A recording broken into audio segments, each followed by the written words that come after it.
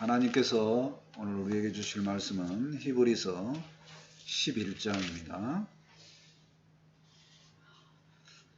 히브리서 11장 32절에서 40절까지입니다. 히브리서 11장 32절에서 40절까지 한 절씩 교독합니다. 내가 무슨 말을 더하리요? 기드온, 바락, 삼손, 입다, 다윗 및 사무엘과 선지자들의 일을 말하려면 내게 시간이 부족하리로다. 그들은 믿음으로 나라를 이기기도 하며 일을 행하기도 하며 약속을 받기도 하며 사자들의 입을 막기도 하며 불의 세력을 멸하기도 하며 칼날을 피하기도 하며 연약한 가운데서 강하게 되기도 하며 전쟁에 용감하게 되어 이방 사람들의 진을 물리치기도 하며 여자들은 자기의 죽은 자들을 부활로 받아들이기도 하며 또 어떤 이들은 더 좋은 부활을 얻고자 하며 심한 고난을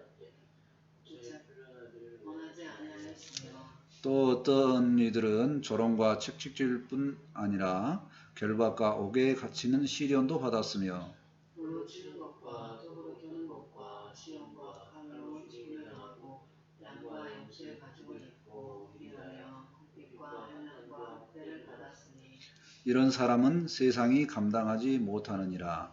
그들이 광야와 산과 동굴과 토굴에 유리하였느니라. 이 사람들은 다 믿음으로 말미암아 증거를 받았으나 약속된 것을 받지 못하였으니 함께 읽습니다. 이는 하나님이 우리를 위하여 더 좋은 것을 예비하셨은즉 우리가 아니면 그들로 온전함을 이루지 못하게 하려 하심이라. 아멘. 오늘 말씀은 이제 믿음장의 마지막 부분입니다.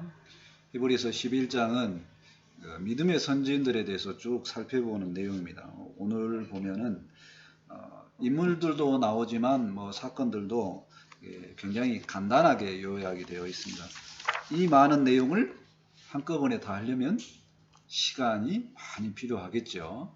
굉장히 간단하게만 살펴보고요.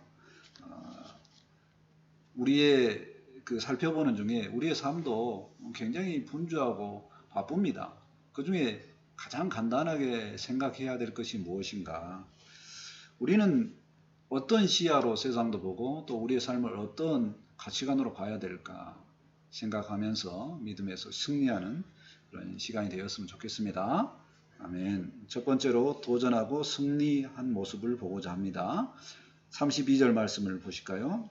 내가 무슨 말을 더하리요? 기드온, 바락, 삼손, 입다, 다윗 및 사무엘과 선지자들의 일을 말하려면 내게 시간이 부족하리로다. 믿음의 사람들, 좋은 본을 보인 사람들이 많이 있다 하는 내용이죠. 기드온, 바락, 삼손, 입다는 사사들이라고 합니다. 나라가 어지러울 때 군사가 아니고 거의 한 명이 나라를 구하는 엄청난 일을 하는 그 용사들이라 할 수 있습니다. 다윗은 이스라엘 왕의 굉장히 대표적인 왕이고요. 사무엘은 선지자를 대표하고 있습니다. 어떻게 승리를 했는지 구체적으로 살펴봐야 되는데 33절과 34절이 이들의 일을 이제 간단하게 기록한 내용입니다. 33절 말씀 볼까요? 그들은 믿음으로 나라들을 이기기도 하며 이렇게 시작하죠. 그들이 사람이 나라를 이겼다는 나라, 적군을 이겼다는 거예요. 그러니까 보통 전쟁과 이 민족과 이 민족이 싸움을 했다 이렇게 하지 않고 그들이 사람이 나라를 구한 겁니다. 그러니까 전쟁을 하려면 칼과 창으로 힘으로 전쟁을 해야 되는데 도대체 어떻게 전쟁을 했길래 한 사람이 나라와 싸워서 이겼느냐 하는 모습이죠. 가장 대표적인 사람이 누구냐면 삼손이라는 사람입니다. 한 사람이 블레셋을 공격을 하는데 블레셋 전체 나하고 전쟁하자 이렇게 싸우는 게 아니라 자꾸 꾀를 냅니다.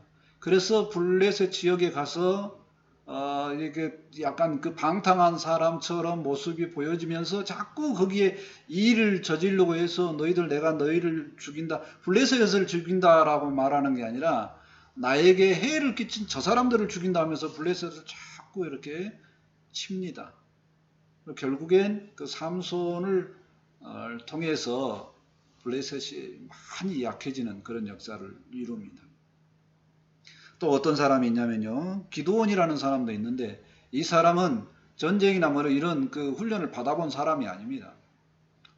성경에서 그를 설명할 때 뭐라고 하냐면 굉장히 연약해서 두려워서 숨어서 곡식을 털고 있는 사람이에요. 왜 곡식을 펼쳐놓고 털면 적군이 와서 가져가니까 이스라엘 백성들이 그렇게 힘이 없었어요. 그런데 그를 용사로 세웠을 때 어떻게 싸움을 하냐면요, 추리고 골라서 기드온을 세우고 300명 용사를 같이 세웁니다. 이 300명이 무엇을 하냐면 횃불을 준비하고 항아리를 준비합니다. 그래서 밤에 적군을 향해서 가는데 항아리를 깨고 소리가 시끄럽게 나겠죠. 횃불을 막 흔들고 그러니까 적들은 엄청 혼란해요. 이게 뭔 소리냐면 적들이 어마어마하게 몰려온다라고 하고 적들이 놔두고 다 도망가 버립니다. 그러니까 뭐냐면 싸워서 적들을 죽여서 승리하는 게 아니라 하나님께서 지혜를 주시고 하나님께서 말씀하시니까 그대로 믿고 그 믿음대로 나가니까 승리를 하는 모습들이죠. 이 전쟁의 영웅의 모습이 근대사에 나오는 그 싸움하는 영웅의 모습이 아니라 하나님께서 하시는 말씀을 따라서 순종하는 믿음으로 이긴 그런 모습들을 많이 볼 수 있다는 겁니다. 그 다음에 이제 의를 행하기도 하며 다윗이 대표적인 공의를 행한 사람이죠. 다윗 주변에는 힘든 사람, 억울한 사람들이 많이 모였습니다. 왜 그러냐면 다윗이 들어주니까. 그런 사람을 의로운 사람. 내 주변에 사람이 자꾸 이제 부담 없이 모인다. 그러면 내가 의를 많이 행했다. 이렇게 생각해도 될 것 같습니다. 그다음에 약속을 받기도 하며 사자들의 입을 막기도 하고, 사자들의 입을 막는 것은 뭐냐면 사자를 맨손으로 죽입니다. 근데 그 맨손으로 죽일 때 성경은 반드시 기록합니다. 뭐라고 쓰냐면 그에게 하나님의 영이 강력하게 임해서 사자를 죽였다고 합니다. 그 사자의 입을 찢어서 죽인 사람은 이제 삼손이, 힘센 삼손이 가장 대표적이죠. 어쨌든 이렇게 해서 대단한 용사로 나오는 모습이 있습니다. 승리하죠. 34절 말씀을 계속 볼까요? 불의 세력을 멸하기도 하고, 불이 엄청나게 센 불에 놓여져 있는데 사람이 상하지 않는다는 겁니다. 가장 대표적인 것이 뭐냐면 이제 대표적이 아니죠. 거의 이거 하나밖에 안 나온 것 같습니다. 다니엘의 세 친구가 있어요. 사드락, 메삭, 아벳느고라는 사람인데 모함을 받아서 풀무불, 대장간 풀무불 있죠. 엄청 센 불에 던져지게 됩니다. 근데 뭐라고 말하냐면 평소보다 10배의 불을 더 지펴라 그럽니다. 근데 그들이 있을 때 우리 주님이 그들과 함께 하면서 그들이 불에 살라지지 않도록 이렇게 도와주십니다. 그래서 아무 탈도 없이 그것을 이겨냅니다. 칼날을 피하기도 하고 연약 가운데 강하게 되기도 하고, 연약한데 강하게 된다는 이 모습은 또 삼손입니다. 삼손이 싸움으로는 이제 많이 나와요. 그러니까 삼손이 또 여인의 그 모함에 빠져서 눈을 뽑힙니다. 싸움하는 사람이 눈이 뽑히면 뭔 싸움을 하겠습니까? 근데 눈이 뽑힌 그 연약함 속에서 적들이 많이 모여있는 신전에서 그 기둥을 무너뜨려서 거기에 수천 명을 한꺼번에 죽입니다. 성경은 뭐라고 기록하냐면 삼손이 살아있을 때 죽인 사람보다 자기가 죽으면서 죽였던 적들이 훨씬 많다고 이렇게 이야기합니다. 이와 같이 싸움에서 이겼던 승리들을 생각을 해보면요, 목숨이 왔다 갔다 하는 급박한 상황에서 얻은 승리는 분명합니다.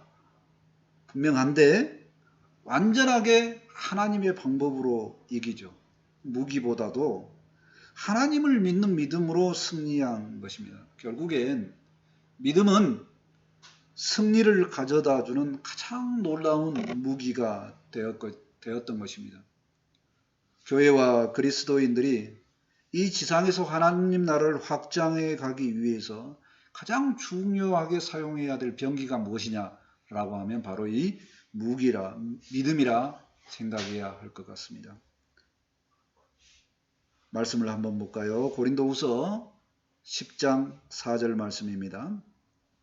우리의 싸우는 무기는 육신에 속한 것이 아니요 오직 어떤 견고한 진도 무너뜨리는 하나님의 능력이라.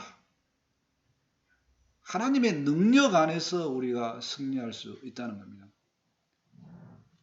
경제가 굉장히 어려워져서 거기를 우리가 돌파하고 싶고 또 여러 가지 환경 속에서 지금 이기고 싶은데 그 모든 것을 이길 수 있는 것은 가장 강력한 능력인 하나님의 능력을 덧입는 일이 아닌가 생각을 해봅니다. 믿음 안에서 믿음의 좋은 무기를 다 장착해서 승리할 수 있기를 기도합니다. 아멘. 두 번째, 견디고 인내하는 모습이었습니다. 35절 말씀을 볼까요? 여자들은 자기의 죽은 자들을 부활로 받아들이기도 하며 또 어떤 이들은 더 좋은 부활을 얻고자 하여 심한 고문을 받되 구차히 풀려나기를 원하지 아니하였으며 어떤 여자들은 자기의 부활, 즉 사람이 살아가는 것을 믿었다는 겁니다. 두 명의 여인이 나오는데요. 사렙다 과부라는 여인이 있어요. 그 여인은 누구를 돕느냐면요. 엘리야라는 선지자를 돕습니다. 그런데 잘 도왔는데 자기 아들이 죽습니다. 이것을 엘리야에게 의뢰를 했을 때 엘리야는 그 아들을 위해서 기도하고 다시 살아납니다. 열왕기상 17장에 나와 있는 내용입니다. 그 여인이 한 명이고요. 또 한 명이 있는데 굉장히 비슷합니다. 어떤 점에서 비슷하냐면 또 여인도 나와요. 수렙 여인이라고 나옵니다. 명칭도 수렙 지역의 여인입니다. 똑같이 아들이 죽어요. 근데 그 아들을 살린 선지자 이름이 누구냐면 또 엘리사입니다. 엘리야와 엘리사는 스승과 제자 관계입니다. 그러니까 이 내용이 또 열왕기 이제 하에 나오는데 그 얼마 성경에 가까운 시대에 나오면 동시대죠. 거의 가까운 시대에 나오면 그래서 이게 자꾸 혼란스러운 내용인데 어쨌든 수넴 여인도 마찬가지로 아들이 죽었을 때 이제 엘리사에게 기도를 요청합니다. 조금 차이가 있다면요. 엘리사가 기도할 때 기도하고 나서 엘리사가 그 아들의 몸을 자기 몸으로 덮어 그런 행동을 합니다. 그래서 이렇게 부활을 체험하는 그런 역사가 있게 됩니다. 또 어떤 이들은요. 더 좋은 부활을 얻고자 하여 심한 고문을 받되 구차히 풀려나기를 원하지 아니하였으며 자기가 말만 잘하면 풀려날 수 있는데 그거를 구차히 풀려난다라고 했어요. 지금 현재 어려움을 해결할 수 있는 부분들의 일을 하나님을 믿는 믿음으로 그냥 감내를 해버렸다는 겁니다. 잘 말하면 풀려날 수도 있는데 안 했다는 거예요. 가장 대표적인 사람이 이제 스가랴라는 사람인데 그 시대의 왕이 아주 안 좋았습니다. 이스라엘 왕인데 안 좋아요. 그래서 우상 숭배를 합니다. 우상 숭배를 하면 그 우상 숭배를 종용하는 그것을 꿰는 그런 고관들이 옆에 있죠. 그래서 우상 숭배를 하라고 이렇게 이야기합니다. 스가랴는 오히려 담대히 반대로 이야기합니다. 하나님을 섬겨라. 하나님을 배신하지 마라. 그 죽음이 너희에게 갈까 두려워해라. 이렇게 이야기를 합니다. 결국엔 스가랴는 하나님을 택한 가운데 구차히 변명하지 않았기 때문에 죽음을 맞이하게 되는 거죠. 36절 말씀을 볼까요? 또 어떤 이들은 조롱과 채찍질 뿐 아니라 결박과 옥에 갇히는 시련도 받았으며 믿음을 가진 사람들은 자기는 가만히 있으려고 하는데 믿음이 없는 사람이 그냥 공격을 합니다. 조롱을 하고 채찍질을 하고 나는 나 길을 가려고 하는데 그렇게 공격을 한다는 거예요. 가장 대표적인 사람이 이 눈물의 선지자라고 하는 에레미야입니다. 에레미야는 왜 그렇게 조롱과 채찍질을 받았냐? 이스라엘의 역사가 이제 끝나가고 있는 지점입니다. 나라가 망해가고 있는 그 지점에 에레미야는 뭐라고 말하냐면 민족을 향해서 나라가 망한다. 이것은 하나님의 뜻이다. 막 이렇게 한다는 거예요. 어떻게 보면 하나님의 뜻을 정하는데 백성들이 생각했을 때 매국노 같은 그런 발언을 하죠. 이 나라가 망할 거라고 이야기를 한다는 겁니다. 이 나라가 안 좋다라고 막 이야기를 해요. 그러니까 주변에 있는 많은 사람들이 힘들게 에레미야를 옥에 가두고 책찍질하고 막 이런 일이 있게 되겠죠. 근데 조롱과 책찍질을 하면 가장 떠오르는 사람이 있죠. 그건 이제 예수님입니다. 예수님은 복음서뿐만이 아니죠. 사도행전이나 또는 많은 성경의 신약의 많은 부분이 바로 예수님께서 고난을 당했다고 엄청나게 기록을 하고 있습니다. 예수님 시절에 제사장이었던 가야바나 또는 왕이었던 헬라도나 빌라도나 이런 사람들이 얼마나 예수님을 조롱하고 채찍질하고 십자가에 내어줬습니까? 그런데 그런 시련을 예수님은 그냥 받았다는 겁니다. 그러니까 믿음의 길을 가려면 이런 시련이 따라오는 것 같습니다. 37절 볼까요? 돌로 치는 것과 톱으로 켜는 것과 시험과 칼로 죽임을 당하고 양과 염소의 가죽을 입고 유리하여 궁핍과 환난과 학대를 받았으니 돌로 치는 것을 받은 사람은 아까 이제 스가랴라는 사람이죠. 왕의 고관들 옆에서 제대로 말했다가 돌에 맞아 죽은 사람이고 톱으로 켜는 것을 당한 사람은 이제 성경에는 없는데 초대 교부들의 이야기에 이제 이사야라고 이렇게 이야기를 합니다. 또 칼로 죽음을 당하는 제사장들도 많이 있고요. 유리 방황하는 사람들, 그러니까 유리했다 그러면 집이 없는 것처럼 생각하고 여기저기 떠도는 거죠. 이사라고 할 것도 없이 집이 없는데 이사입니까? 계속 돌아다니는 사람. 가장 대표적인 선지자 엘리야하고 엘리사입니다. 여기에서 믿음을 전하고 저기서 믿음을 전하고 하나님을 전하고 그런 역사를 섬깁니다.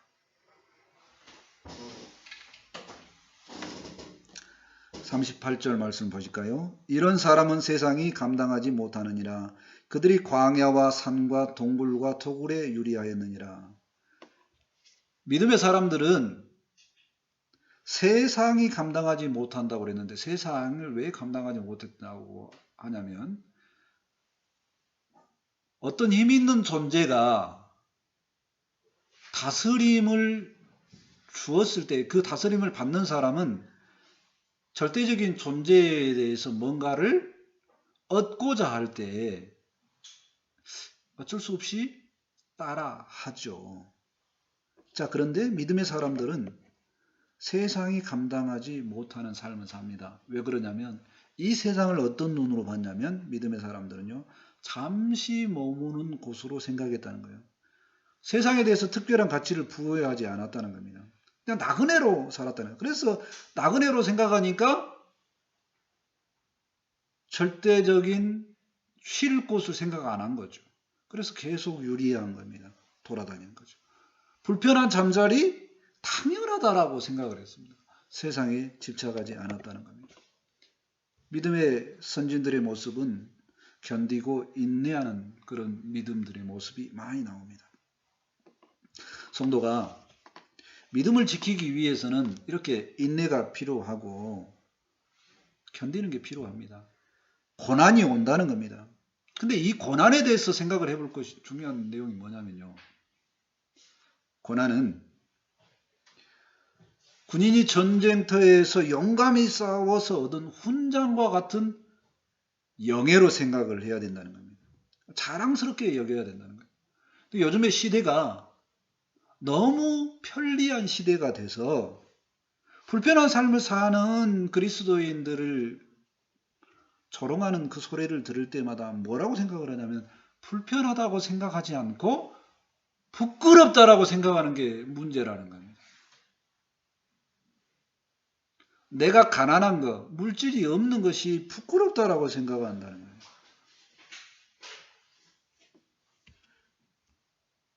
지금 이 시대보다 편하지 않는 몇십 년 전만 해도요. 그러니까 나보다 훨씬 연세가 많으신 그런 분들의 또 믿음의 그 소리를 들어보면 또 그 다음에 책을 보면요. 일부러 예수님의 고난에 들어가고 싶어서 재산이 있음에도 불구하고 일부러 잠자리를 불편하게 하고 사는 믿음의 사람도 많다는 겁니다. 왜? 고난에 들어가고 싶어서 그랬다는 겁니다. 결국엔 성도들의 고난은 당연한 겁니다. 왜요? 우리 주님 예수님이 가셨던 길이기 때문입니다.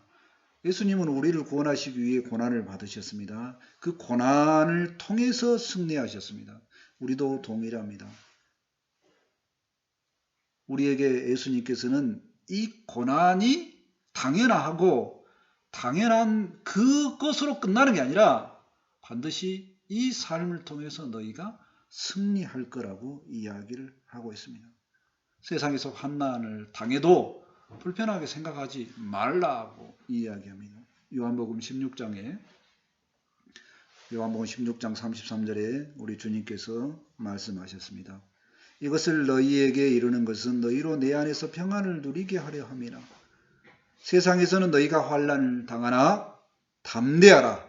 내가 세상을 이기었노라. 주님은 세상에서 믿음의 사람들이 환난을 당한 것을 당연하게 생각하고 인내하고 참으라 말씀하셨습니다.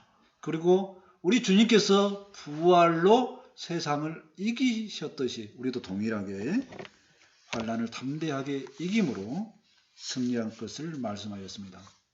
세상을 이기라는 주님의 말씀을 잘 받아서 인내하고 승리하는 담대한 삶을 살았으면 좋겠습니다. 아멘.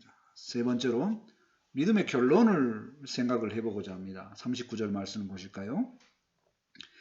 이 사람들은 다 믿음으로 말미암아 증거를 받았으나 약속된 것을 받지 못하였으니 이 사람들은 이 사람들은 앞에서 나오는 11장 전체에서 살펴보는 겁니다.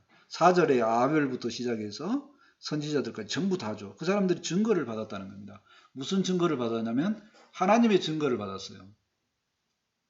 우리 마음 중심에 이마라고 표현하기도 하죠. 가장 중요한 곳에 너는 내 백성이야 라고 하나님께서 증거를 주셨다는 겁니다. 그 증거를 다 받았어요. 그런데 받지 못한 것이 있습니다. 무엇을 받지 못했냐면 약속된 것을 못 받았습니다. 믿음이 있다는 증거를 받았는데 믿음으로 살았으면 뭔가 믿음에 해당되는 성취를 봐야 될 거 아닙니까? 근데 그 성취가 뭔가요? 메시아 약속의 성취입니다. 구원의 약속의 성취죠. 그러니까 이들은 구약의 선진들이죠. 구약의 선진들은 하나님의 약속을 보기 전에 죽었습니다. 그들은 그리스도가 오신 것을 보지 못하고 죽었다는 겁니다. 사람이 생각해 볼 때 뭔가 약속을 받았는데 그걸 못 받고 죽으면 얼마나 슬픈 일일까요? 근데 그게 오늘 본문에서는 슬픈 일로 끝나는 게 아니고 어떤 의미가 있는지 살펴보고자 합니다. 40절 말씀을 볼까요? 이는 하나님이 우리를 위하여 더 좋은 것을 예비하셨은즉 더 좋은 것을 예비했다는 겁니다. 우리가 아니면 그들로 온전함을 이루지 못하게 하려 하심이라.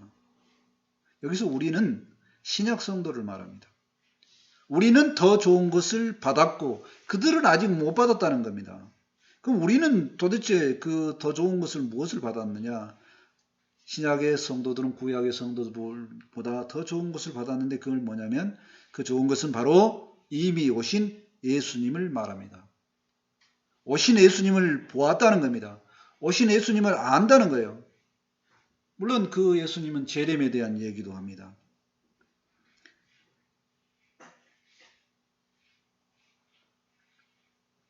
우리가 아니면 신약 성도가 아니면 그들로 그러니까 구약의 성도들은 온전함을 이루지 못하게 하려 하심이라 이렇게 써져 있어요. 그 내용은 뭐냐면 구약의 성도나 신약의 성도가 아주 긴밀한 관계 속에 있다는 거고요. 구약의 성도와 신약의 성도들이 함께 온전함으로 나아가는 것은 더 좋은 예수님을 통해서 약속의 성취로 오신 구원자 예수님을 통해서 온전하게 된다는 이야기입니다. 믿음의 결론에 대해서 생각을 해볼까요? 믿음의 성도들은 구원의 안성을 그리스도 안에서 살펴봐야 됩니다. 그리스도를 통해서 온전하게 되죠. 믿음에서 가장 중요한 주체는 그리스도 예수님이십니다. 믿음의 결론은 유일한 구원자 예수님이십니다.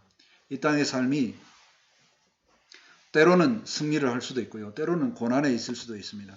결론을 예수님을 통해서 구원이 이루어진다는 얘기입니다. 오직 한 분 예수님만 바라보고 믿음의 결론이 예수님이니까 그 예수님을 통해서 구원 역사를 이루는 것입니다. 그러므로 우리는 예수님을 생각하고 예수님을 바라보았으면 좋겠습니다. 히브리서 11장 2절, 11장이 끝나고 이제 12장으로 넘어가는 2절에 바로 결론의 말씀을 주십니다. 믿음의 주요 또 온전하게 하신 이인 예수를 바라보자. 그는 그 앞에 있는 기쁨을 위하여 십자가를 참으사 부끄러움을 개의치 아니하시더니 하나님 보좌 우편에 앉으셨느니라. 우리가 예수님을 바라보는 것은 예수님과 동일하게 같은 길을 가기를 원하는 것입니다. 그 예수님께서 십자가 부끄러움 참으시고 결국엔 승리하셔서 하나님 우편에 앉으셨습니다. 우리도 동일하게 예수님의 약속하신 그대로 고난이 있지만 결국엔 승리하여서 하나님의 백성이 온전히 됨을 믿습니다. 아멘. 말씀을 정리합니다. 믿음은 굉장히 중요한 승리의 무기가 되었다는 것을 선진들을 통해서 보았고요. 인내와 고난을 통해서 살았던 모습도 보았습니다. 가장 중요한 인내와 고난은 예수님을 통해서 살펴보았고요. 예수님은 고난을 통해서 승리가 확정됨을 말씀하셨습니다. 믿음 안에서 우리 주님 예수님 바라보고 믿음의 승리를 하는 우리가 되었으면 좋겠습니다. 아멘. 기도합니다. 하나님의 은혜를 감사합니다. 믿음의 결론인 예수님을 바라볼 수 있도록 은혜를 주심을 감사합니다. 예수님의 삶을 볼 때에 많은 이적을 행하기도 했지만 무엇보다도 우리를 구원하시기 위해서 조롱과 채찍질과 십자가의 죽음까지 수많은 고난을 당했음을 생각을 해봅니다. 우리가 이를 생각할 때에 예수님을 바라봄으로 그 고난 속에서 승리하는 것을 동일하게 받을 수 있도록 함께하여 주옵소서. 그래서 우리도 이 세상에서 승리하는 모습이 고난 가운데서 승리하는 길임을 알게 도와 주옵소서. 말씀을 받아싸우니 이 말씀이 생명이 되고 능력이 되기를 원합니다. 감사하며 예수님의 이름으로 기도합니다. 아멘. 이제 찬송 545장 하시고 준비하신 힘을 하나님께 드립니다.